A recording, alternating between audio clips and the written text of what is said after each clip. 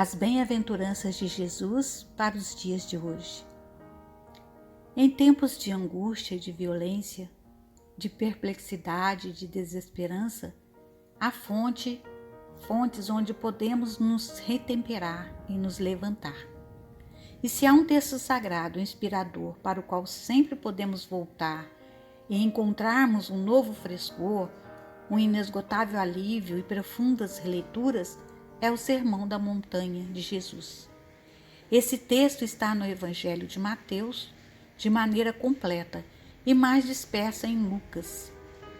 Kardec desmembrou alguns de seus versículos em capítulos no Evangelho segundo o Espiritismo, aprofundando o sentido de cada versículo. Passados 2000 anos que Jesus o pronunciou nas montanhas da Galileia, ainda nos serve de roteiro, de consolo, de esperança.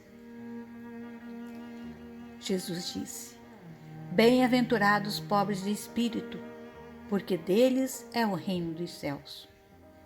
E assim, Jesus se dirige aos simples, aqueles que não têm tolas pretensões de superioridade sobre seus irmãos, aqueles que não são arrogantes, que não humilham ninguém, mas antes conseguem manter um olhar de transparência e humildade.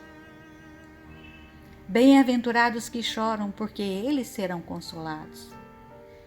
Jesus nos acena que toda dor é impermanente, que todo sofrer terá fim, que tudo sempre caminha para mais amor e felicidade, mesmo que tenhamos para isso de projetar o nosso olhar na eternidade. Bem-aventurados mansos, porque eles herdarão a terra. Jesus promete que depois que todas as guerras forem extintas, que todas as armas forem enterradas, que toda violência for banida, ficarão nesse mundo aqueles que fizeram da sua mansidão a semeadura da paz, que a terra afinal será pacificada, expurgada de todo ódio e de toda devastação. Bem-aventurados que têm fome e sede de justiça, porque eles serão fartos. Jesus também aponta para a certeza de que a justiça afinal será feita, de que todos nós que hoje ainda sentimos a tormenta da fome e da sede de justiça, seremos alimentados num mundo em que não paire mais a exploração e a opressão. Caminhamos para a reparação de todas as injustiças, mas para isso temos que manter nossa fome e nossa sede acordadas, denunciando e combatendo as injustiças. Bem-aventurados misericordiosos, porque eles alcançarão misericórdia. E assim Jesus nos ensina a reciprocidade necessária da compaixão e da misericórdia entre todos e todas.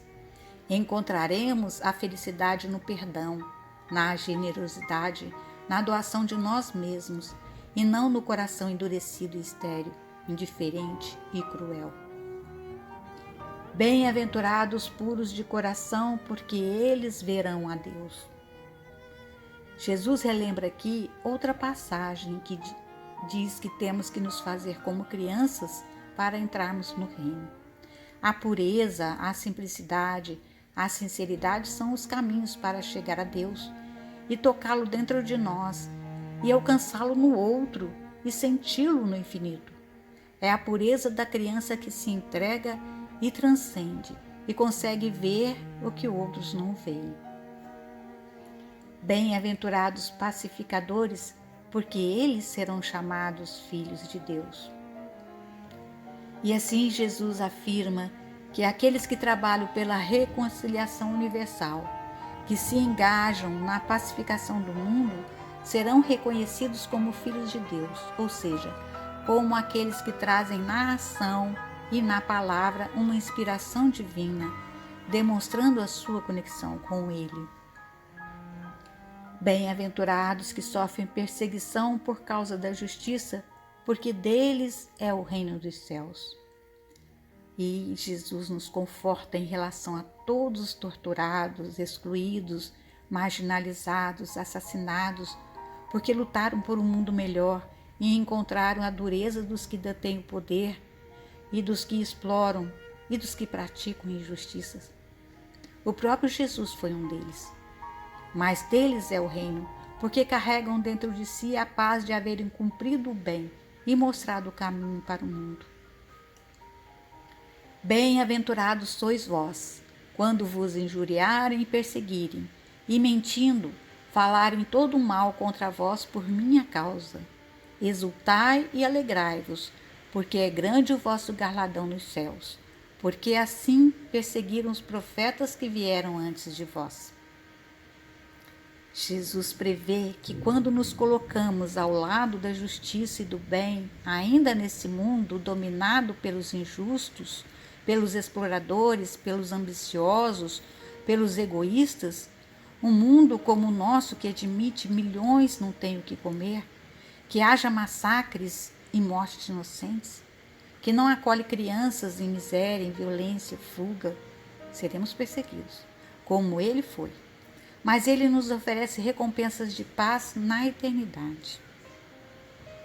E os últimos versículos que vamos comentar aqui, porque o sermão ainda se estende no capítulo 5 de Mateus, é uma convocação de Jesus, tão atual e necessária ainda como há 2000 anos atrás. Seus seguidores salgaram a terra e brilharam no meio do Império Romano, diante de Nero assassino, diante de imperadores outros pervertidos, sádicos e que se consideravam deuses. E esse sal e essa luz dos primeiros cristãos transformaram o mundo, mas ainda não o suficiente. E séculos depois ainda precisamos confirmar as palavras do Mestre. Vós sois o sal da terra, e se o sal se tornar insípido, com que se há de salgar? Para nada mais presta senão para se lançar fora e ser pisado pelos homens. Vós sois a luz do mundo. Não se pode esconder uma cidade edificada sobre um monte. Nem se acende a candeia e se coloca debaixo do alqueire, mas no velador, e dá luz a todos que estão na casa. Assim, resplandeça a vossa luz diante dos homens, para que vejam as vossas boas obras e glorifiquem a Deus, vosso Pai que está nos céus.